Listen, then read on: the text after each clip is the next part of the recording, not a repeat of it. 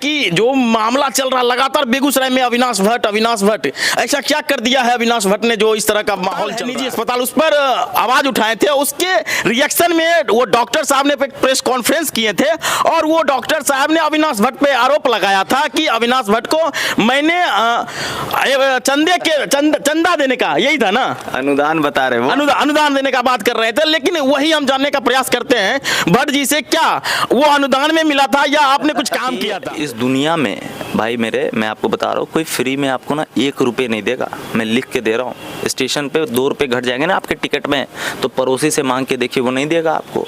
यहाँ तो 5,000 की बात है भाई, कोई फालतू में कैसे दे देगा मुझे?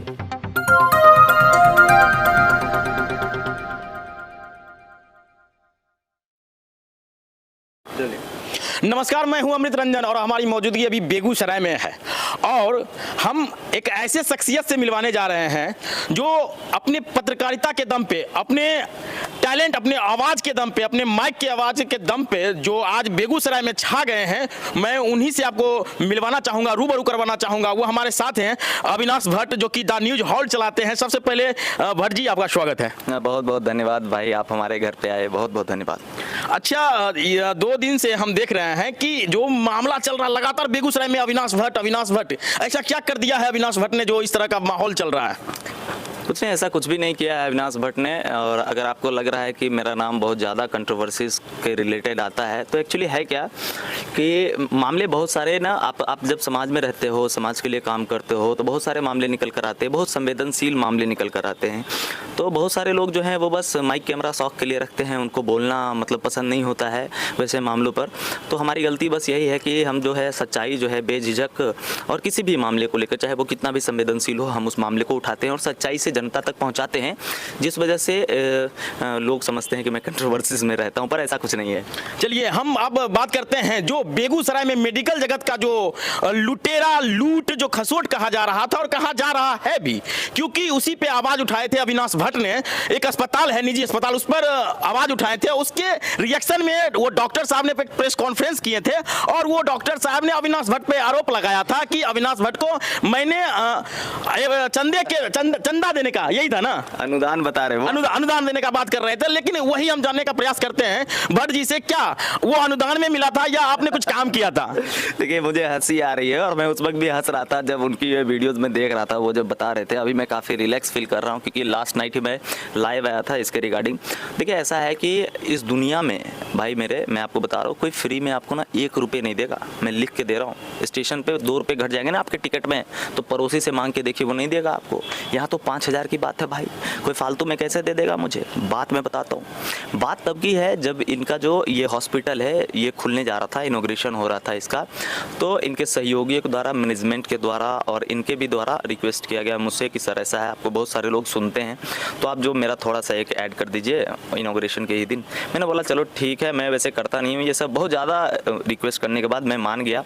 तो भाई मान गया तो भाई इतने सारे पब्लिक को मैंने रखा हुआ है अपने प्लेटफॉर्म पे, सब लोग मुझे प्यार करते हैं, उन्हें मैं क्या दिखा रहा हूँ ये मायने करता है ना। अभी वो मैं ऐड दिखा भी रहा हूँ और वो चाहेंगे कि 500 रुपये में ऐड चला जाए, तो ये होगा नहीं।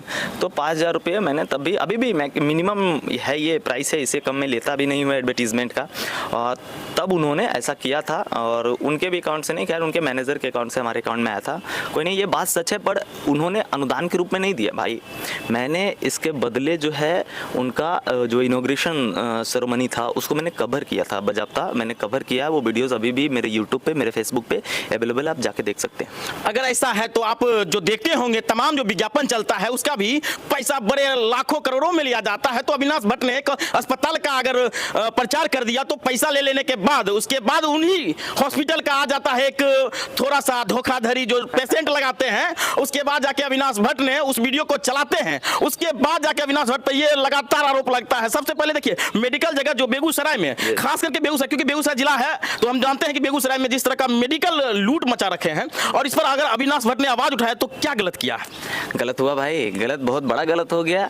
यहाँ इतने सालों से ये सारा सिंडिकेट चल रहा था, कोई भी लूट मचा रहा था। कोई सिंडिकेट बताइए आप इसको, कोई भी बोलने को तैयार नहीं थे, कोई भी लोग विरोध करने को तैयार नहीं है। क्योंकि देखिए, ये डॉक्टर वाला जो कम्युनिटी होता है ना, सबसे पहले तो लोगों के मन में सिर्फ डॉक्टर जान लेने के बाद ही उनके नाम से लेकर रिस्पेक्ट आने शुरू हो जाते हैं। बट है क्या कि अभी कलयुग है भाई, देखना पड़ता है सबको खोल खोल के कि कौन आदमी सच्चा है, कौन आदमी बुरा है, ठीक है ना। तो मैं ऐसा नहीं कह रहा हूँ कि बेगूसराय के सारे डॉक्टर बुरे ही हैं या सारे डॉक्टर मेडिकल माफिया ही हैं, नहीं, सारे ऐसे नहीं हैं। बहुत सारे अच्छे अच्छे डॉक्टर हैं और बहुत सारे अच्छे अच्छे डॉक्टरों से मेरा बहुत अच्छा संबंध है, ठीक है ना। बट जो लोग खराब है, जो लोग उगाही करते हैं, जो लोग लोगों को लूट लेते हैं, और वो मैं नहीं कह रहा हूँ, आप अगर वीडियोस में देखेंगे वही जो दवा वाली बात है, जो उनके अस्पताल की बात है, बिल्कुल, हाँ, वहाँ जो लोग एडमिट थे उन्हीं के परिजनों के द्वारा उनके ऊपर एलिगेशन लगाया जा रहा था। तो खैर जब हमने उसको चला दिया और सर से जब बर्दाश्त नहीं हुआ ये मामला, उनको लगा कि भाई ज़्यादा ही वायरल हो रहा है, सब लोग जानने लगे हमारे बारे में, तो अब क्या करे क्या नहीं, क्या करे क्या नहीं। तो भाई जब आपको दबा नहीं पाएगा कोई, जब आपसे जीत नहीं पाएगा कोई, जब आपकी विचारधारा से लड़ नहीं पाएगा कोई, तो फिर वो आदमी सिर्फ और सिर्फ एक ही काम करता है, वो आपको बदनाम करता है। क्योंकि उसको मालूम है कि आज के दौर में मतलब अच्छाई बहुत देर से पहुंचती है लोगों तक और बुराई बहुत जल्दी। तो बेगूसराय की जनता का भरोसा है मेरे ऊपर, और ऐसे ऐसे डॉक्टरों के कह देने से मैं बुरा नहीं बन जाऊंगा। मैं बस अपना काम कर रहा हूं जो मुझे आता है। कल भी बेगूसराय का जनता ने आपको लाइव देखा था और लाइव में काफी अविनाश भट्ट काफी गुस्से में नजर आ रहे थे, और क्यों ना हो, क्योंकि उन पर एक ऐसा आरोप ही लगा था ना। एक्चुअली ऐसा नहीं है, देखिए मेरा जो वे ऑफ टॉकिंग है, जो मेरा लोगों के साथ बात करने का व्यवहार है, जो मेरा तरीका है, वो बिल्कुल उससे परे है। मैं वैसे कभी किसी से बात नहीं करता, उस लहजे में कभी लाइव नहीं आता। मगर कल हुआ ही कुछ वैसा, मैं जो अचानक उस तरीके से मैंने वीडियोस देखे, किसी चैनल पे चल रहा है, वो मेरे ऊपर एलिगेशंस लगा रहे हैं, तो मुझे अचानक से बहुत ज़्यादा बुरा लगा। और मैंने कहा कि भाई देखो ऐसा है कि रात भर तो मैं इसको बर्दाश्त कर नहीं पाऊंगा, तो क्यों ना अपने दर्शकों को, अपने भाइयों को जो है सारी सच्चाई खोल के बता दी जाए। अब उसमें अगर मैं ज़्यादा एग्रेसिव हो गया हूँ या किन्हीं के दिल को ठेस पहुँच गई होगी, तो उसके लिए I really apologise for my words. नहीं, तो आपका जो वीडियो जो देख रहा था, मैंने साथ कमेंट्स को भी मैंने देखा, और लगातार पब्लिक का कमेंट्स भी आ रहा था कि हाँ बेगूसराय में मेडिकल माफियाओं का जमावड़ा लगा रहता है। तो उसमें तो पब्लिक का उसमें कोई नहीं, पब्लिक तो आपका उसमें सराहना भी देख रहे थे ना, उस कमेंट बॉक्स में देख रहे थे, आपका सराहना हो रहा था ना। अरे ये बस जनता का प्यार है। देखिए सच्चाई के साथ खड़े रहिएगा तो एक मिनट के लिए लोगों को थोड़ा कड़वा जरूर लगेगा, पर जब सच्ची चीज़ें निकल कर आती हैं, देखिए कड़वा दो ही आदमी को लगता है।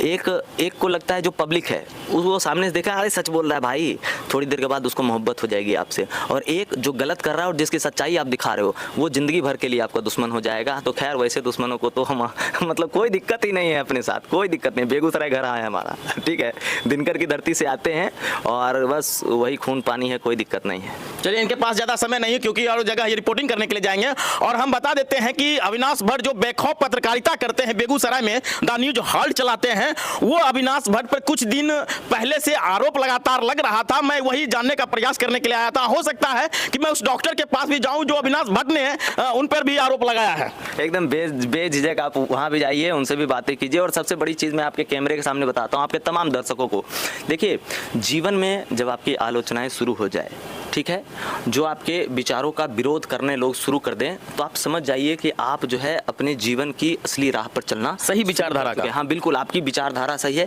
क्योंकि मुट्ठी भर लोगों के विरोध कर देने से कोई छोटा नहीं हो जाता है, ठीक है।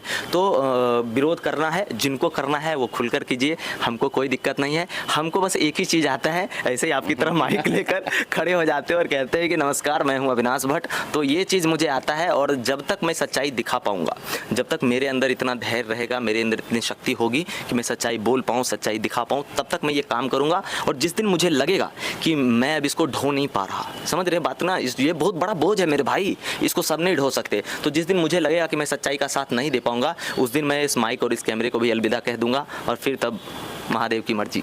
चलिए, तो आप क्या कहते हैं इस जो अभी माहौल जो बेगूसराय का मेडिकल क्षेत्र का जो बना हुआ है, आप अपनी प्रतिक्रिया हमारे कमेंट बॉक्स में दे सकते हैं। और अविनाश भट्ट के बारे में क्या कहते हैं और हमारा यह प्रयास आपको कैसा लगा, आप हमें कमेंट बॉक्स में जरूर बताएं। बाकी बात वीडियो देखने के लिए बहुत बहुत धन्यवाद।